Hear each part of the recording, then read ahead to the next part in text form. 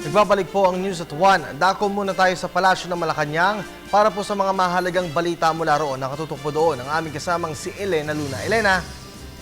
Magandang hapon, Kirby. Ongoing ngayon ang mga meeting ni Pangulong Aquino matapos siyang bumalik ng Maynila mula sa 3 araw na pagbisita sa Visayas Region. Nagsimula ang meeting alas 10 ng umaga kasama ang Presidential Management Staff. Alas 11 naman ng umaga ay nakamiting niya ang ilang cabinet officials, kabilang na si Executive Secretary Paquito Ochoa Jr., pati na rin si DBM Secretary Florencio Abad, si Finance Secretary Cesar Purisima, si DTI Secretary Gregory Domingo, si DPWH Secretary Rogelio Singson at si Agriculture Secretary Proceso Alcala. 3 p.m. ang huli niyang meeting, kasama muli si Executive Secretary at ang Chief Presidential Legal Counsel. Kagabi, Kirby, bumalik ng palasyo si Pangulong Aquino. Ayon kay Presidential Spokesperson Edwin Lacerda, bumalik ang Pangulo dahil nakita na niya ang malaking improvement sa rehiyon. Unti-unti na aniyang bumabalik sa normal ang nasalantang lugar at nagsimula na ang commercial operations gaya ng pagbubukas sa mga tindahan at ATMs. Sa interview sa Leyte kay Pangulong Aquino bago siya umalis, sinabi niya na meron siyang 3 concerns na babalikan dito sa Maynila. Una dito ang meeting sa budget.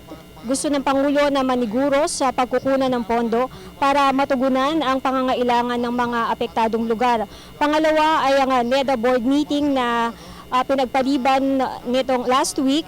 Isang item dito na malaga sa Pangulo ang Mactan Airport Terminal na dapat ay November 15 ang bidding. Pangatlong concern ng Pangulo ang meeting sa ilang cabinet officials. Kasama na dito ang DPWH, ang budget at ang agriculture. Ayon sa Pangulo, kakausapin niya si Secretary Alcala para sa rehabilitation ng coconut industry at kung pwedeng i-introduce ang intercropping sa mga nasalantang lugar. Sa briefing naman kanina ni Presidential Spokesperson Edwin Lacerda, sabi niya, kinumpara niya ang Visayas Region sa isang pasyente. Ayon sa kanya, ang Visayas Region ay isang pasyente na dinala sa emergency room, tapos dinala sa ICU at ngayon ay nasa recovery room. Sinabi niya na pinalalawig na ang donasyon na inilalagay sa FAITH o sa Foreign Aid Transparency Hub na inilunsad nito lamang Lunes. Ayon sa kanya, nagdesisyon ng steering committee ng FAITH na isama na ang donasyon mula sa mga individual. Ito ay kung ipapadaan ang donasyon sa tinatawag na Lingkod Kapwa Pilipino Program ng CFO o Commission on Filipino Overseas sa pangunguna ni Secretary Imelda Nicolas. Ayon din kay Secretary Lacerda, i-upload ang mga donasyon na ito para malaman ng mga individual na ito ang status at kung paano ginastos ang kanilang donasyon. Tukol naman sa Supreme Court decision,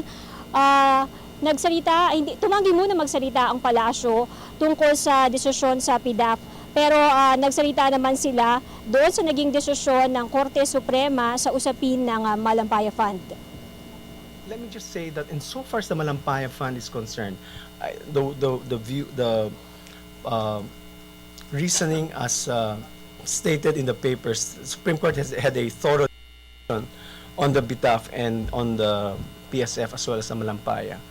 We are in sync with the Supreme Court insofar as the Malampaya Fund is concerned, considering that the President has not utilized the Malampaya Fund other than energy and energy-related projects.